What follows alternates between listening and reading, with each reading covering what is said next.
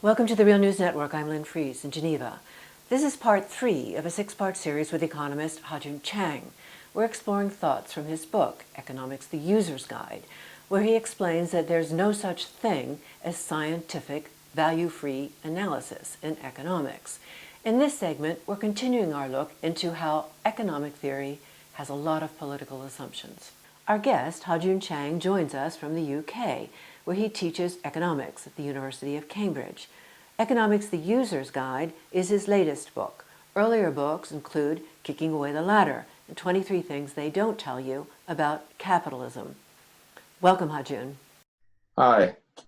In part 2, we were talking about political assumptions in economic theory, and you'd said there are two different types, one explicit and another hidden. That trickle-down economics was an example of an explicit type. For viewers who missed part 2, we're using examples from neoclassical economists because most other schools are quite open about their political assumptions. So talk now about the other type. Give us an example of a political assumption that's hidden. So in trying to make what they do a science, neoclassical economists have adopted this ethical criterion called the Pareto principle. Now, Pareto principle, what it says is that you cannot call a social change an improvement if it hurts even one person. Now, this is an important attempt to defend individuals against the tyranny of the majority, because if you begin to say, well, that you can override minority, where do you stop? I mean, before you know it, you are in the same bed as Hitler and Stalin. So, the Pareto principle is quite an important principle, but it still is a political principle, because it assumes that existing distribution of income, wealth, and power is a legitimate one. And it, more importantly, assumes that you cannot disturb that status quo. So go to the other extreme and imagine a case where, one dictator or one small group of elite own, 50%, 70% of national income. In that kind of society, you might say, well, if these people give up 5% of what they have, we can eradicate extreme poverty. But according to the Pareto principle, you cannot do that kind of thing because it will make those that minority worse off. So, I'm not saying that this is an easy decision to make. I mean, taken to the extreme, any ethical principle becomes a monster. That's my general view. So I'm not saying that the Pareto principle is necessarily right or wrong, but you have to realize that this has a particular political bias towards the status quo. And in that sense, economics can never become a science because there's always this ethical and political judgment that you are making when you are doing this apparently technical scientific analysis. And even Paul Krugman made some comments on low wages that reflect this. Yes, it's a very interesting example because I'm told that he has slightly modified his position on this, but in the late 1990s, he had a debate with some American NGO activists campaigning to condemn low wage jobs created by American companies in the poor countries like Bangladesh. And Paul Krugman pointed out, look, you guys are misguided because you are talking as if these low wage workers have a choice between a low wage job and a high wage job. But actually the choice they face is between a low wage job and no job.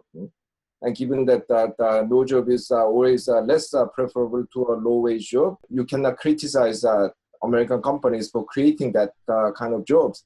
But what if Bangladesh abolishes child labor? That will reduce downward pressure on other wages.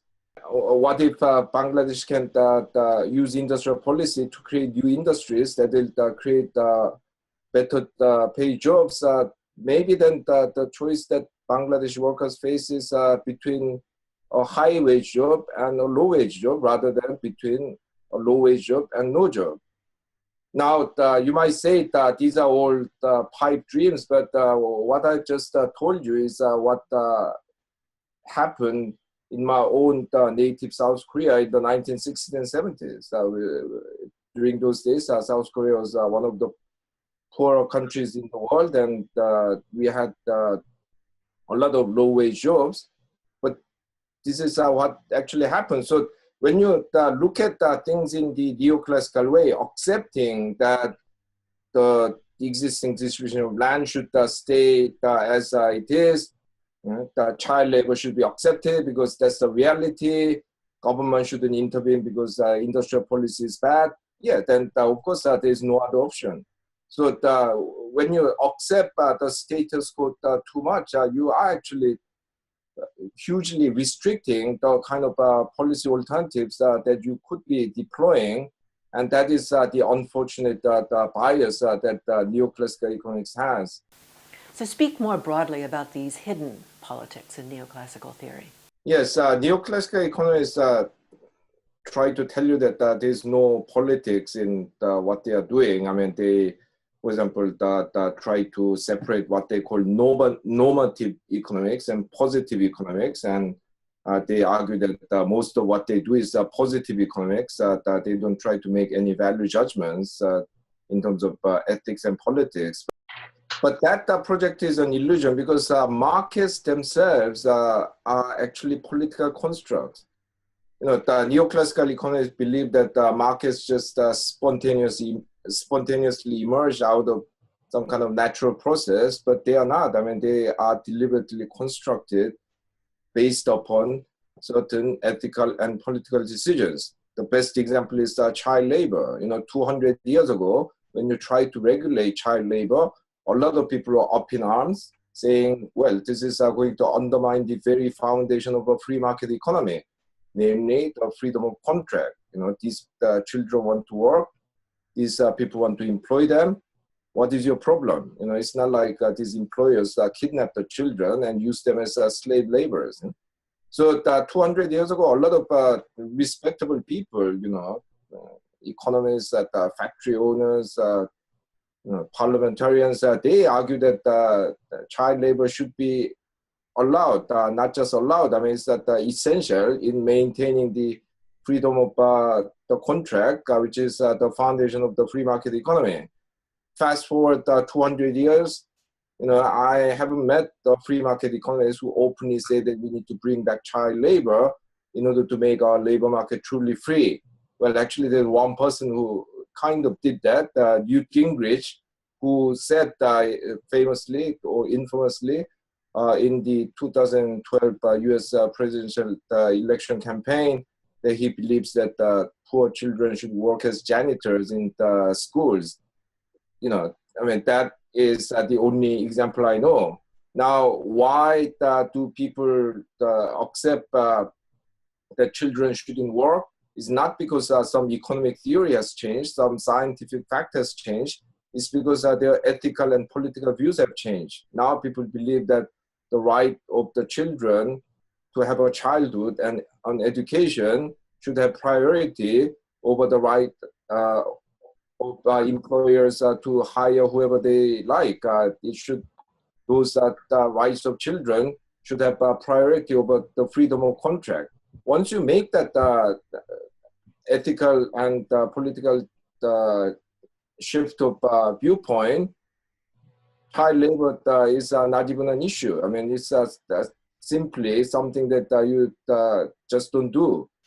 Now, there are many examples like that. You know, 30 years ago, 40 years ago, environmentalists were considered to be crypto-communists because they were out to destroy capitalism.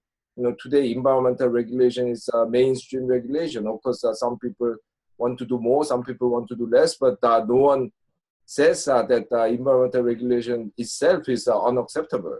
Once again, I mean, this change has come about as a result of political and ethical shift, not because of a change in economic theory. So all these examples show that actually what is the market, where the boundary of the market lies, and what is the legitimate object of transaction and so on is a political decision.